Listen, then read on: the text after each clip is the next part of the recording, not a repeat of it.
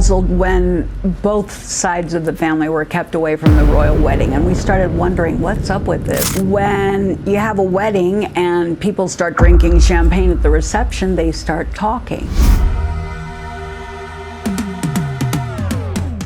Meghan Markle built her public life on precision. Polished interviews, careful words, and a story she fiercely owned. But courts aren't built for choreography. In a courtroom, Meghan can't choose the camera angle, and Samantha Markle doesn't fade to the background just because the script says so.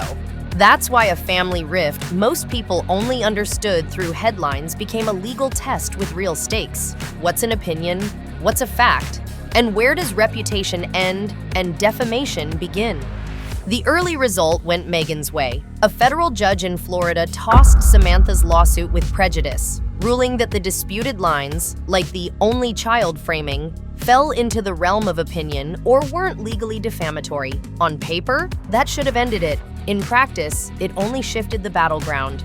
Samantha appealed, drawing fresh attention and fresh speculation as the 11th Circuit weighed whether there's anything to revive. Reporters inside that appeal hearing say Samantha's lawyer took heat from the judges. But until a decision lands, the suspense loop keeps spinning. Here's the twist that fuels the clicks. Even when Meghan wins in court, she can still lose the narrative for a news cycle. Viral videos push breathless claims. Timelines blur. Rumor becomes recap. We're not doing that. We're sticking to what's verified, and we're tracing how Meghan and Samantha each try to control a story that refuses to sit still. Because behind the noise is a sharper question. When the legal dust settles, which Markle actually walks away with the power to define what happened? Samantha Markle didn't just object to family gossip. She put Meghan Markle on a legal clock. The trigger was familiar to anyone who followed the saga: the 2021 Oprah special and the 2022 Netflix docuseries. In those appearances, Meghan described growing up as an only child and suggested Samantha changed her last name back to Markle after Meghan began dating Prince Harry. Statements Samantha said painted her as an opportunist and a liar. That framing became the core of her defamation complaint. From Samantha's side, the argument was simple and sharp. When Meghan speaks to tens of millions, words ripple.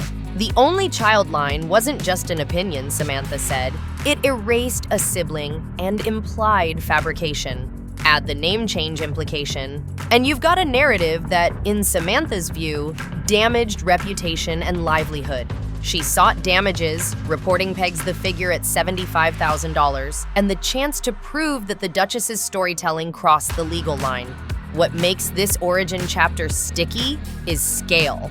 The Oprah interview drew massive global audience. The Netflix series extended the reach and kept the quotes in circulation. Once those clips live online, they never die. That's why Samantha pressed the case even after early setbacks, insisting the statements were presented as facts with real-world fallout. And that's how a family rift turned into a federal lawsuit, with filings, exhibits, and a spotlight neither sister could switch off. But that wasn't the whole story. Meghan Markle didn't win on a technicality. She won on the core of defamation law. The judge looked at the only child remark and called it what the law often does: opinion and self-description. People can talk about their upbringing in broad strokes. They can frame their lived experience. That's not the same as asserting a provably false fact about Samantha Markle. On that ground alone, the floor shifted toward Meghan. The court also weighed context. In interviews and documentaries, statements arrive with tone, framing, and a known point of view. The judge found that Meghan's comments, taken in full, read as perspective rather than an accusation designed to wreck Samantha's reputation. And when the court said, with prejudice, it meant final. Not a pause, not an invitation to refile, final. For Samantha, that ruling stung because it undercut the heart of her claim, that Meghan crossed a legal line, not just a family one. For Meghan, the decision validated the idea that personal narrative, especially about childhood, sits in protected territory. But that wasn't the end of the story, because Samantha wasn't done. She took the fight up a level, and the appeal opened a fresh chapter with new risks for both sisters. When Samantha Markle appealed, she wasn't retrying the whole feud. She was asking a higher court to say the judge got the law wrong. That's a different game. Appellate judges don't reweigh who seemed more believable. They read transcripts, parse the filings, and ask whether the legal standards were applied correctly. For Meghan Markle, that matters. If the issue is framed as opinion versus fact, the standard of review can favor the original dismissal. If it's framed as a clear, provable assertion, the door cracks open, at least in theory. Inside an appeal, the questions get clinical. Was only child a protected description of Meghan's lived experience or a testable claim about Samantha Markle's existence? Did the context, celebrity interview, docuseries, public commentary, signal opinion to an ordinary viewer? And did Samantha plausibly show real damage tied to those lines? The panel's job is to stress test the logic. They tend to push hard on both attorneys, and that pressure can sound worse in headlines than it is on paper. For Samantha, the best-case scenario is narrow. Convince the judges that at least one statement should go to discovery or trial. That wouldn't crown a winner. It would simply revive the fight. For Meghan, the clean outcome is affirmance. Case closed, dismissal stands. Most appeals land somewhere quieter than social media expects. There's no jury. There's a written opinion. And there's a lag before anyone knows which Markle gained ground. And yet, the stakes feel bigger than a PDF. If Samantha Markle claws back even a sliver of the complaint, the noise machine spins again. If Meghan Markle keeps the dismissal intact, the legal story ends. But the narrative war doesn't, because outside the courthouse, a different court is in session every day, the media. And that's where rumor, recap, and algorithm can bury the ruling. The moment Meghan Markle and Samantha Markle enter a headline, the internet doesn't ask for footnotes, it asks for a thumbnail. That's the problem. A nuanced court order reads like a spreadsheet. A dramatic rumor reads like a movie. So even when the paperwork favors Meghan, the algorithm often favors chaos. Clips splice Meghan's quotes without context, stitch in old footage, and sell a storyline that feels spicier than the truth. By the time viewers realize the update is months old, the next outrage is already trending. One of the loudest examples is the claim that a judge fired Meghan's entire legal team. It's the kind of line built for virality, visual, humiliating, final. It also doesn't square with official records, but the internet doesn't require verification to spread. It requires velocity. A single sensational video spawns reaction videos, duets, breakdowns, and legal analyses built on the same shaky premise. The result is predictable. Samantha looks ascendant, Meghan looks cornered, and the real legal posture gets buried under edits and emojis. There's also the format bias. Interviews and docuseries give Meghan Markle room to frame a story. Short-form videos give creators room to frame Meghan. That flip is why perception can detach from reality. To an audience skimming on mute, the visual of Meghan looking serious on a courthouse step, even from a different day, reads as defeat. Meanwhile, a calm soundbite from Samantha Markle, however brief, reads as poise. The optics rule the day, and the comments become the verdict. This is the feedback loop Meghan can't control, and Samantha can leverage. It doesn't matter who filed which motion last week. It matters which clip hits For You pages today. That's why the media story keeps breathing after the legal story goes quiet. And that's why the next part matters even more. In the business of influence, reputation is currency. So what happens when the market value of Meghan Markle's narrative gets tested in real time? In Hollywood and on YouTube alike, the most valuable thing Meghan Markle sells isn't a show or a book. It's belief. Studios and sponsors buy into a promise that Meghan is a narrator you can trust. That belief underwrote the docuseries, the high-profile interviews, and the speaking circuit. It's also why even a dismissed lawsuit can sting. If Samantha Markle persuades enough people that Meghan's words are slippery, the doubt alone can slow deals. Executives don't need a verdict to hesitate. They just need a question mark next to the name they're financing. This authenticity economy is brutal because it's binary in the minds of audiences. Either Meghan Markle tells it straight or Meghan is performing. The truth is always more complicated, but perception rarely is. A single soundbite from Samantha Markle can introduce friction. Maybe a board asks for more vetting. Maybe a brand pushes a launch. That's how reputations erode in modern media, not with a bang, but with a calendar full of maybes. And because Meghan built a narrative of resilience and candor, any wobble gets amplified. The same spotlight that elevated Meghan can flatten her if the story shifts from survivor to strategist. The risk isn't just external. Internally, teams begin to reframe. Publicists craft narrower talking points for Meghan Markle, producers script around landmines, and partners ask for guardrails. None of that means Meghan can't thrive. It means Meghan has to win two fights at once: the legal postscript and the ongoing perception war. Meanwhile, Samantha Markle doesn't need to win a damages check to claim a cultural victory. If Samantha forces Meghan to defend the basics, what was opinion, what was memory, what was message, then Samantha has already dragged the conversation onto her chosen terrain. This is why the appeal matters beyond law school diagrams. A clean affirmance helps Meghan Markle recenter the narrative. Case closed. Move on. Any partial revival gives Samantha Markle a megaphone without buying a single ad. In the attention market, time is currency. Samantha gets more of it every time the docket moves, which raises the strategy question everyone avoids, but both sisters live with: why does Samantha keep pressing? And what exactly is the win she's playing for? For Samantha Markle, the appeal isn't just a legal ladder, it's leverage. Every new filing keeps Samantha in the frame with Meghan Markle, and that proximity is power. An appeal reframes the story as unfinished business, which is exactly where Samantha wants it. She doesn't need a headline-grabbing verdict to score a win. She needs the conversation to stay open, the microphones to stay live, and the questions about Meghan to keep circling. That's a strategy built on persistence. If the court says the words were opinion, Samantha Markle argues the opinion still caused real-world fallout. If the press says the case is over, Samantha points to the docket and says it isn't. There's also identity at play. For years, Samantha Markle lived under a label she didn't choose: jealous half-sister, hanger-on, antagonist to Meghan Markle. The lawsuit lets Samantha flip the label. Not an observer, but a participant. Not a footnote, but a named party. In that role, Samantha can set terms, pick points of emphasis, and force Meghan to respond. Even brief statements, controlled, measured, repeatable, let Samantha trade a past narrative for a present one. I'm not inventing drama. I'm seeking accountability.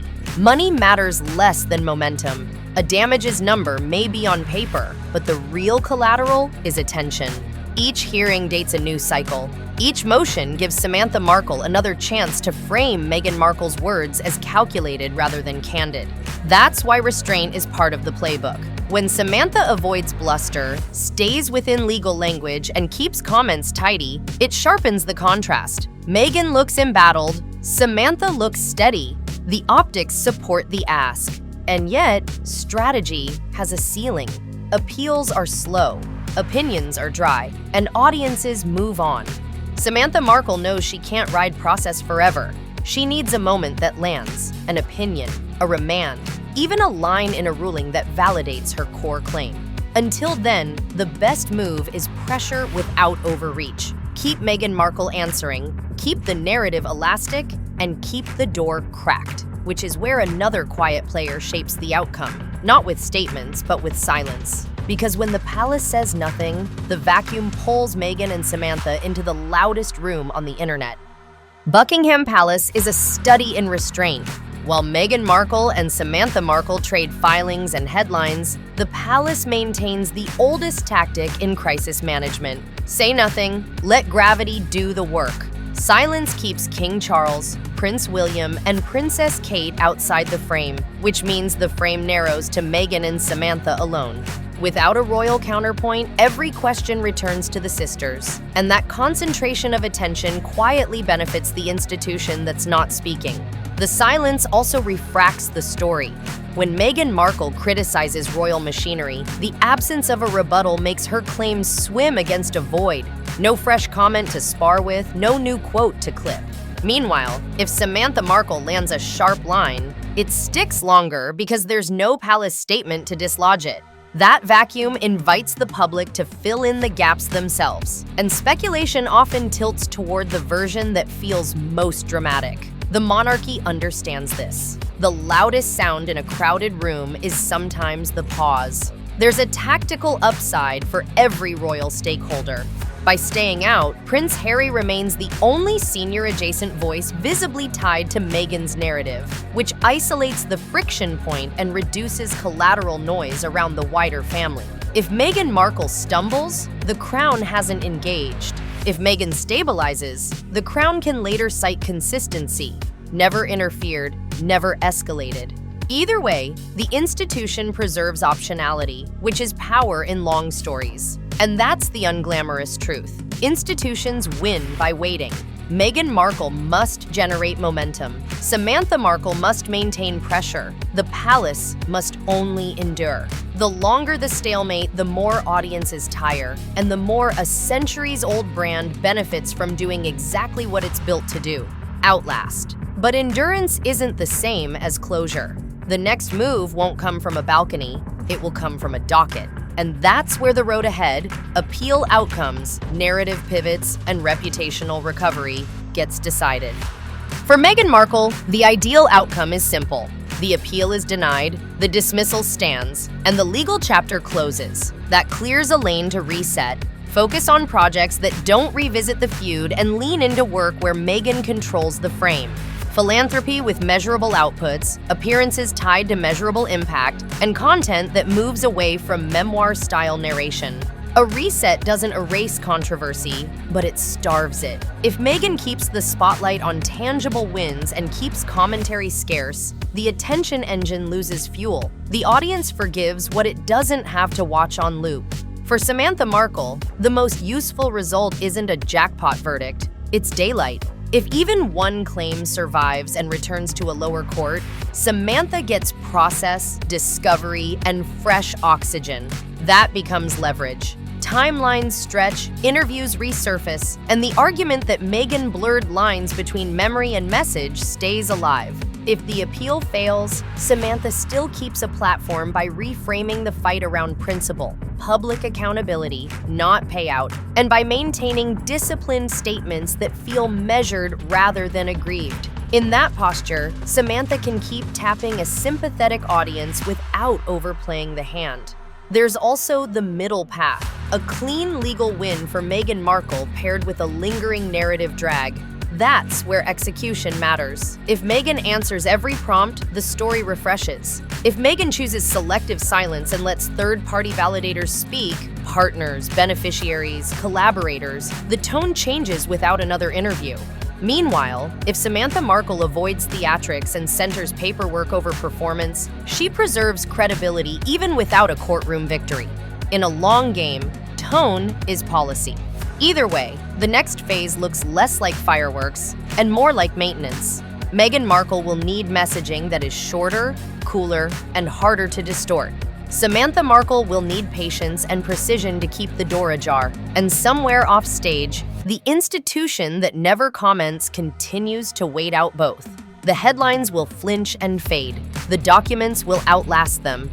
The question that survives the scroll is the same one this story began with. Who gets to define the memory? Meghan, Samantha, or the audience that keeps choosing which version to believe? In the end, this isn't just a lawsuit, it's a contest over memory.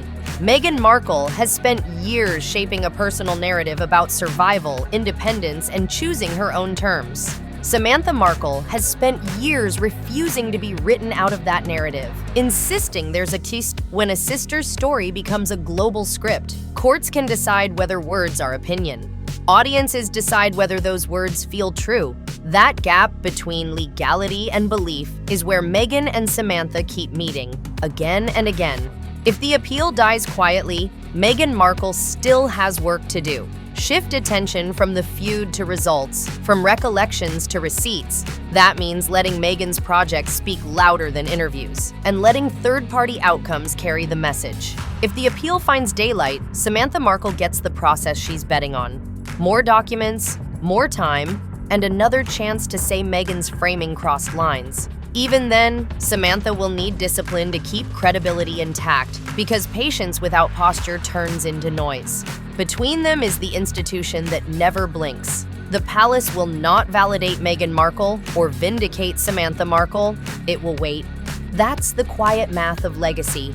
Outlast the storm, inherit the calm, which leaves the final choice with the same crowd that made this story unavoidable in the first place. If Meghan can keep building proof points and Samantha can keep her case sharper than her sound bites, the narrative narrows. If not, the algorithm wins and the most dramatic clip becomes the truth. So who owns this story? The judge signs an order. The press writes a headline. Meghan Markle and Samantha Markle offer their versions. But the lasting version is the one the audience repeats to itself tomorrow. And that's the part neither sister can control, only influence.